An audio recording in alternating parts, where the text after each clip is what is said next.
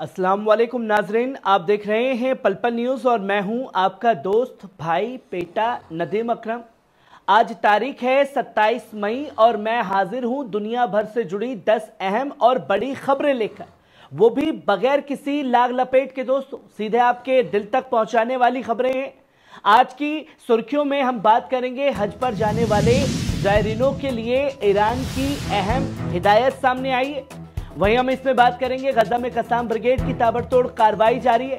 वहीं ईरान और पाकिस्तान का इत्तेहादी पैगाम भी सामने आया है। वहीं नेतन्याहू और ट्रंप की ईरान पर हमले को लेकर के तकरार बढ़ गई है। वहीं अमेरिका अब अकेला सुपर पावर नहीं रहा है, चीन की ताकत को दुनिया ने तस्लीम करने की सलाह भी दी है। और आज की रिपोर्ट में ये तमाम चीजें शामिल हैं। और आखिर में बात होगी यूक्रेन को दी गई वेस्टर्न हथियारों की खुली छूट की। तो नजरों को अपनी स्क्रीन पर गड़ा लीजिए।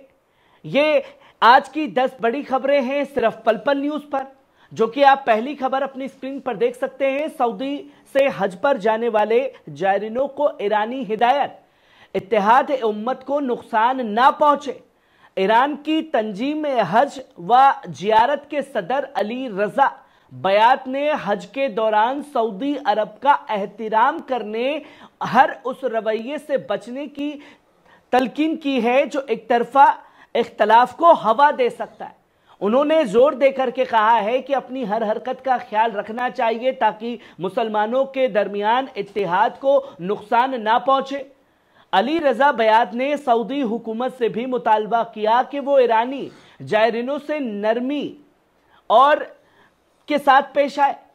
गौरतलब है कि 2015 के बाद पहली बार सऊदी अरब और ईरान के दरमियान फ्लाइट्स का दोबारा आगाज हुआ है दोस्तों, जिसमें ईरान से 225 से ज्यादा परवाजें हाजियों को सऊदी अरब लेकर जा रही हैं। वहीं आप दूसरी खबर देख सकते हैं, गजा में कसाम ब्रिगेड इजरायली टैंकों और फौजियों पर बड़ा हमला किया गया। गजा के मैदान जंग में आज फिर से रेजिस्टेंस की आवाजें गूंज उठी हैं। सोमवार को हमास की फौजी शाखा कताइब अल शहीद इजुद्दीन अल कस्साम ने ऐलान किया कि उन्होंने 4 इजरायली फौजियों की एक टुकड़ी को अफराद मुखालिफ गोला बारूद से निशाना बनाया है। शर्की मिताका शुजाइया में एक इंजीनियरिंग यूनिट पर बारूदी सुरंग का धमाका किया है। कताइब अल कस्साम ने बताया कि 2 दिन पहले जब मोर्चे से लौटे तो उन्होंने बैत लहिया में एक मकान में छुपी इजरायली यूनिट को अफराद मुखालिफ बम से उड़ा दिया। इसके बाद उसी इलाके में 2 इजरायली टैंकों पर यासीन 105 कजाइफ दागे गए, जिनमें से एक में आग लग गई। पहली में शुजाइया के शरक में एक मार्कवा टैंक पर यासीन 105 का हमला हुआ। दूसरी कार्रवाई शुजाइया की नजाज गली में हुई, जहां एक घर में छुपी इजरायली यूनिट पर अफराद मुखालिफ कजाइफ दागी गई। इसके बाद वहां मुठभेड़ हुई जिसमें फौजियों की लाशें बिखरी पड़ी थी और बचे हुए सिपाहियों से हल्के हथियारों से जंग हुई है। वहीं आप तीसरी खबर देख सकते हैं, ईरान पाकिस्तान की इत्तेहादी पुकार दोस्तों।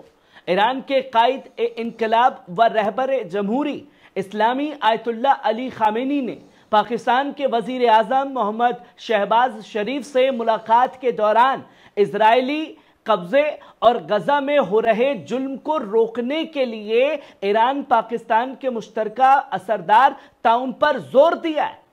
खामेनी ने वाजे किया कि ईरान और पाकिस्तान का इत्तेहाद न सिर्फ इस्लामी दुनिया में असरअंदाज हो सकता है, बल्कि वो फलस्तीन के खिलाफ चल रहे गलत रुख को भी बदल सकता है। उन्होंने साफ कहा कि फलस्तीन का मसला आलम इस्लाम का पहला और सबसे अहम मरकजी मसला है।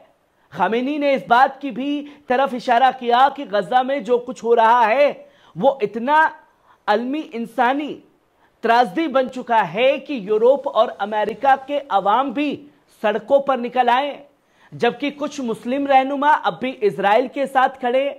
उन्होंने पाकिस्तान की जानिब से फलस्तीन के हक के लिए किए गए मजबूत और बेजुबान रुख की दिल से तारीफ की है। इस हाल में भी जब कई इस्लामी ममालिक इजराइल से तथाकथित ताल्लुकात को तस्लीम कर रहे हैं, नॉर्मलाइजेशन की तरफ बढ़ रहे हैं। खामेनी ने मुल्क के पाकिस्तान और हिंदुस्तान के दरमियान जंग के इख्तिमाम पर भी खुशी का इजहार किया। और उम्मीद जताई कि दोनों ममालिक के दरमियान जो दूरी है उसका खात्मा होगा, जिसमें इलाकाई अमन और मुसलमानों का इत्तेहाद मजीद मजबूत हो सके। वहीं आप चौथी खबर देख सकते हैं, गजा पर इजरायली बमबारी जारी है दोस्तों। इजरायली कब्जा फौज ने सोमवार की रात से मंगलवार सुबह तक गजा पट्टी के मुख्तलिफ इलाकों में शदीद बमबारी का सिलसिला जारी रखा है, जिससे कई बेगुनाह अफराद शहीद और जख्मी हुए हैं दोस्तों। अलमायदीन के नुमाइंदे ने तस्दीक की कि इजरायली जंग तैयारों ने जैतून मोहल्ले में मस्जिद बदर के करीब एक घर को निशाना बनाया, जिसमें एक शख्स शहीद और कई जख्मी हुए। इसी शहर के करामा इलाके में एक इजरायली हमले में एक बच्चा शहीद हुआ और कई दूसरे जख्मी हुए, जबकि सफातवी के अहमद यासिन रोड के पास एक औरत भी इजरायली गोलीबारी में शहादत के दर्जे पर फायज हुई है। उधर शुमाली गजा में भी इजरायली हमलों ने कहर ढा दिया है। जबलिया के शर्की हिस्से और बेत लहिया के साबिका इलाकों में रिहायशी इमारतों को तबाह कर दिया गया है। इस ताजा बमबारी ने एक बार फिर इस हकीकत को उजागर कर दिया है कि इजरायली फौज का निशाना मजलूम, बेघर और ना तजुर्बाकार शहरियों पर है, जिन्हें ना हथियार हासिल है न पनाहगाह। वहीं आप पांचवी खबर देख सकते हैं, दक्षिण लबनान में इजरायली जमीनी घुसपैठ, माइस अल जबल के अंदर दाखिल हुई फौज ड्रोन हमले से जख्मी। इजरायली कब्जा फौज ने सोमवार की रात लबनानी सरजमीन में घुसपैठ की, जहां एक इजरायली फुट सिपाही टुकड़ी ने माइस अल जबल के शर्की हिस्से में सीमा लांघकर 100 मीटर के अंदर तक दखल दिया। यह फौजी टुकड़ी इलाके के कुछ मकानों के दरमियान से गुजरी और एक खुली जमीन पर फैलाव किया। इस दौरान सिपाहियों ने टॉर्च की रोशनी का इस्तेमाल करते हुए हरकतों को अंजाम दिया। उनके साथ 2 बुलडोजर भी शामिल थे। तकनीकी फेंस के करीब स्थित रही यह ताजा घुसपैठ उस वक्त हुई जब इजरायली लगातार लबनान के साथ फायरबंदी मुआहदे की खिलाफ वर्जियां कर रहा है। बीती रात भी एक इजरायली ड्रोन ने माजदल जून में एक मोटरसाइकिल को निशाना बनाया, जिसमें एक शख्स जख्मी हुआ। इसके अलावा दक्षिण लबनान की बैत लिफ बस्ती पर भी एक और ड्रोन हमले को अंजाम दिया गया दोस्तों। वहीं आप छठी खबर अपनी स्क्रीन पर देख सकते हैं, इजरायली धमकी सामने आई है दोस्तों। इजराइल ने एक बार फिर अपनी जाबिर और अड़ियल सियासत का इजहार करते हुए वाजे धमकी दी है कि अगर यूरोपीय मुल्क फ्रांस और यूके फलस्तीन को एक आजाद रियासत के तौर पर तस्लीम करते हैं तो इजराइल वेस्ट बैंक की बस्तियों और जॉर्डन पर अपना कब्जा जमा लेगा और जॉर्डन भी जो है इजराइल में शामिल कर लिया जाएगा। इस ऐलान के जरिए इजराइल ने न सिर्फ अमन की कोशिशों पर पानी फेरा है, बल्कि यह भी साबित कर दिया है कि उसे आलमी इदारों, इंसानी हुकूक और 2 रियासती हल की कोई परवाह नहीं रही है दोस्तों। वहीं आप 7वीं खबर अपनी स्क्रीन पर देख सकते हैं, ईरान पर तनाज़ा, नेतन्याहू ने मांगा हमला, ट्रंप ने दिया सियासी हल को तरजीह देने का फैसला।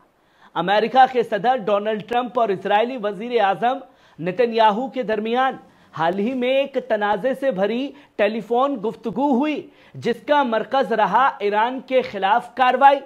रिपोर्ट्स के मुताबिक नेतन्याहू ने ट्रंप पर ईरान के खिलाफ फौजी कार्रवाई करने के लिए दबाव डाला और कहा कि ईरान को बमबारी के जरिए रोका जाए, मगर ट्रंप ने इस बात को कतई तौर पर नकार दिया और साफ किया कि वो ईरान के साथ सियासी बैठक हल को तरजीह देता है, ना कि बम बरसाने की चीजों को तरजीह देगा, जिसमें नेतन्याहू और ट्रंप में तकरार बढ़ गई है।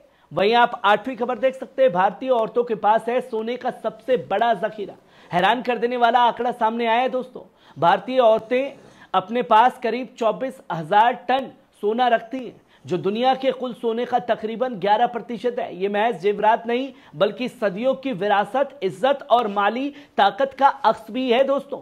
सबसे दिलचस्प बात यह है कि सोना अमेरिका, रूस, जर्मनी, इटली, फ्रांस और स्विट्जरलैंड, इन सब की मौजूदा सोने की रियासतों को मिलाकर भी सबसे ज्यादा भारत में। वहीं आप 9वीं खबर देख सकते हैं, अब अमेरिका अकेला सुपर पावर नहीं है, चीन के उरूज को तस्लीम करें अमेरिका, ग्लोबल टाइम्स की रिपोर्ट ने हिला दिया। ग्लोबल टाइम्स में छपी रिपोर्ट्स के मुताबिक एक अमेरिकी माहिर ने कहा कि अब वक्त आ गया है कि अमेरिका चीन के बढ़ते असर को कबूल करे और खुद को दुनिया का चौकीदार समझना बिल्कुल छोड़ दे। उन्होंने कहा कि अमेरिका को यह मान लेना चाहिए कि अब वो तन्हा नंबर 1 मुल्क नहीं रहा है, बल्कि चीन जैसे ताकतवर ममालिक भी मंजर पर आ चुके हैं। वहीं आप आज की आखिरी और 10वीं खबर देख सकते हैं, जर्मनी, फ्रांस, ब्रिटेन और अमेरिका ने हटाई पाबंदियां। जर्मनी, फ्रांस, ब्रिटेन और अमेरिका ने यूक्रेन पर लगे लॉन्ग रेंज हथियारों की तमाम पाबंदियां रद्द कर दी हैं। इस फैसले के बाद यूक्रेन को अब यह आजादी हासिल हो गई है कि वो रूसी सरजमीन के अंदर गहराई तक हमले कर सके, वो भी पश्चिमी असलहे के जरिए। यह ताजा कदम यूक्रेन जंग को एक नए और खतरनाक मरहले में दाखिल कर सकता है, जहां सीमाओं की ताजीम, डिप्लोमेसी की गुंजाइश और अमन की उम्मीद तीनों को गंभीर खतरा हो सकता है। नाज़रीन, ये थी आज की 10 बड़ी और अहम खबरें। आपको कैसी लगी कमेंट बॉक्स में आकर के अपनी राय जरूर दीजिएगा। शुक्रिया।